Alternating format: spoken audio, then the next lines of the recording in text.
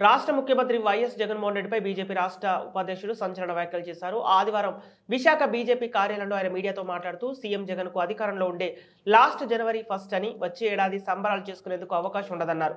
చెత్తపై పన్ను వేసిన ముఖ్యమంత్రి జగన్ ఆఖరికి చెత్తను ఎత్తివారే సమస్యలను పరిష్కరించడంలో కూడా విఫలమయ్యారన్నారు.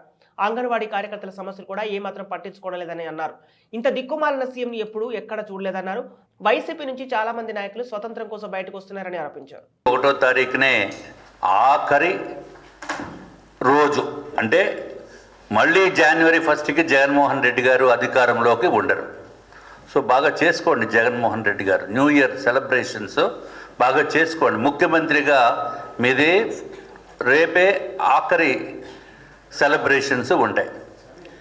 ఎంత చెత్త పాలన అంటే చెత్త మీద పన్ను వేసిన ముఖ్యమంత్రి ఆఖరికి చెత్తనెత్తే వారికి డబ్బులు కూడా పెంచకుండా, జీతాలు పెంచకుండా, అంగన్వాడీ కార్యకర్తలు బ్లబో దిబో అంటూ 19 రోజుల నుంచి వారు ఆందోళన చేస్తున్నప్పటికీ కూడా పట్టకుండా, ఆఖరికి సిటీస్లో ఉన్న వాళ్ళు కూడా మా చెత్త మేమే ఎత్తుకుని బయటకు పారబోసే పరిస్థితి వచ్చింది.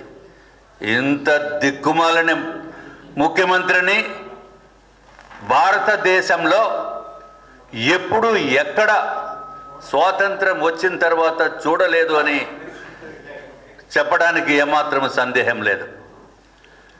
అట్లాగే మీరు రాజకీయ సమీకరణలు చూస్తే రోజుకొకళ్ళు జగన్మోహన్ రెడ్డి గారి పార్టీ ఇనప సంఖ్యల నుంచి స్వాతంత్రం కోసం బయటికి వస్తున్నారు.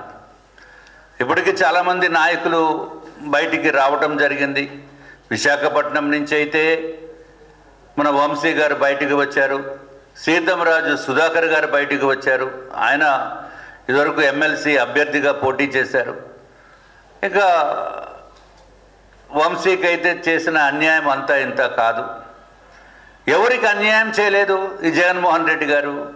దోపిడీ, మా పార్టీ అధ్యక్షుల వారు 30,000 కోట్ల రూపాయలు కేవలం లిక్కర్లో దోపిడీ చేశారు అని చెప్పి లెక్కలతో సహా చెప్పడం జరిగింది. కిక్కురు మనరు.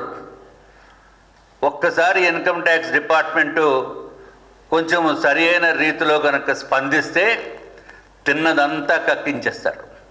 గుర్తుపెట్టుకోండి, జగన్మోహన్ రెడ్డి గారు ఒక జీవో తీసుకుని వచ్చారు.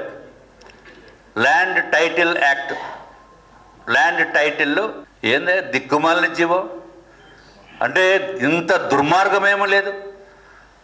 అది ఆ జీవో ప్రకారము ఎవరైతే తహసీల్దార్ గారు ఎంఆర్ఓ గారు వీళ్ళ పేరును ఉంటే దానికి ఇంకా డిస్ప్యూట్ లేదు, వాళ్ళే ఫైనలైజ్ చేసిన. అందుకే ఆంధ్ర రాష్ట్రంలో లాయర్స్ కూడా స్ట్రైక్ చేసినప్పటికీ కూడా ఎక్కడ చలనం లేదు, ఆ జీవోని వెనక్కి తీసుకోలేదు.